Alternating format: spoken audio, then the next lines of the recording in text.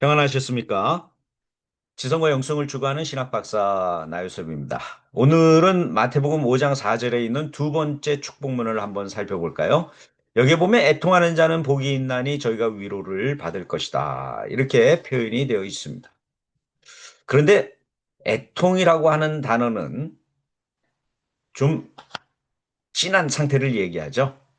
사실 교회는 우는 자는 복이 있나니 저희가 웃을 것이다 또는 기뻐할 것이다 이렇게 표현이 되어 있는데 마태복음 저자는 이것을 애통하는 자로 바꾸었습니다. 그냥 우는 것보다 애통하는 모습이 더 절실하고 더 참 어려운 상황에 있는 것으로 보이죠. 왜 마태복음 저자는 이것을 애통이라고 하는 단어로 바꾸었을까? 이것은 우리가 에덴 동산에 대한 전승을 보면 알 수가 있습니다. 여러분 창세기 3장에 있는 에덴 동산의 이야기, 아담과 하와가 에덴 동산에서 쫓겨난 이야기, 뭐 그렇게 자세하게 서술되어 있지는 않죠.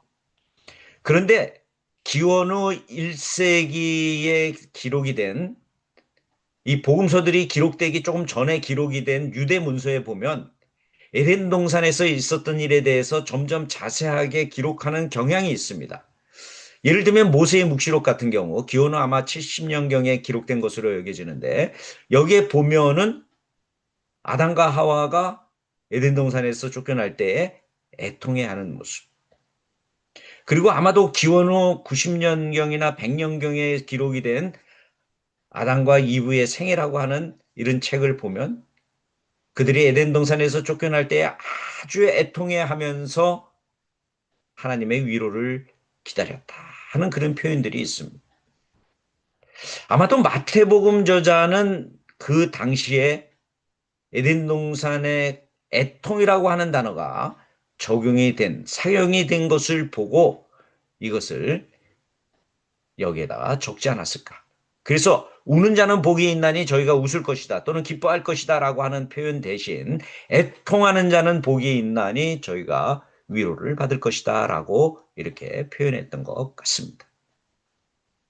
여러분 어떤 사람들은 이렇게 연결을 시키면 아니 성경에도 들어오지 못한 책을 어떻게 성경과 연관해가? 아 그건 우리 생각이지.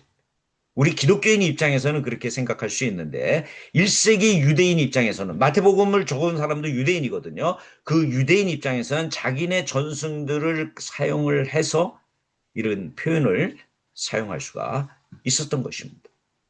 그렇기 때문에 좀 더 넓은 의미에서 우리가 생각을 해 보아야 하는 것이죠. 마찬가지로 위로를 받을 것이다 라고 하는 표현도 생각해 볼 수가 있습니다. 그에서는 이것이 웃을 것이다 또는 기뻐할 것이다 그런 표현이 있었는데 여기선 위로를 받을 것이다 라고 마태복음 저자가 바꾼 것입니다. 왜 바꿨어요? 제가 조금 전에 말씀을 드린 바와 같이 기원후 1세기 말경에 쓰인 모세의 묵시록이나 또는 아담과 하와의 생애 제1권이나 이런 데 보게 되면은 그들이 에덴 동산에서 쫓겨나면서 하나님께 위로를 구했어. 그러나 위로를 받았어요? 못 받았어요? 뭐 얻지 못했습니다. 그러한 것을 연상하면서 위로를 받을 것이다 하는 것은 뭐예요?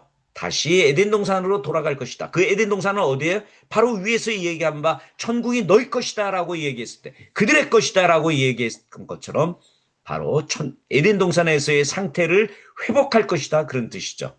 그렇기 때문에 저는 마태복음에 나오는 천국 하늘나라는 곧 에덴 동산을 의미한다. 하늘나라를 들어가는 것은 바로 에덴 동산으로 복귀하는 것을 의미한다라고 저는 말씀을 드리는 것입니다. 그러면서 여기서 우리가 중요한 차이점 하나를 살펴봐야 합니다. 하나님의 나라가 저희 것이다라고 할 땐 현재형입니다. 그러나 위로를 받을 것이다라고 할 땐 미래형입니다. 그것은 무엇을 의미해요? 하나님의 나라, 천국이 다가오고 있다라고 선언을 한 것에 대한 표현이죠. 하나님 나라는 존재합니다. 하늘나라는 존재합니다. 천국은 있습니다. 그런데 다가오고 있습니다. 아직 완전히 다가온 것이 아니죠. 미래입니다. 이러한 모습을 설명하기 위해서 아마도 이러한 것을 시제상의 차이를 보이지 않았을까. 좀 더 자세한 내용은 나중에 더 설명할 기회가 있을런지 모르겠습니다. 아무튼 이러한 차이를 잘 생각하면서 우리가 한 구절 한 구절 해석해야 되지 않을까요? 한번 시도해 보십시다. 오늘도 저희 강의 시청해 주셔서 감사하고요. 지난 한 주 동안 저에게 영적으로, 물질적으로 도움을 주신 모든 분들께 감사드립니다.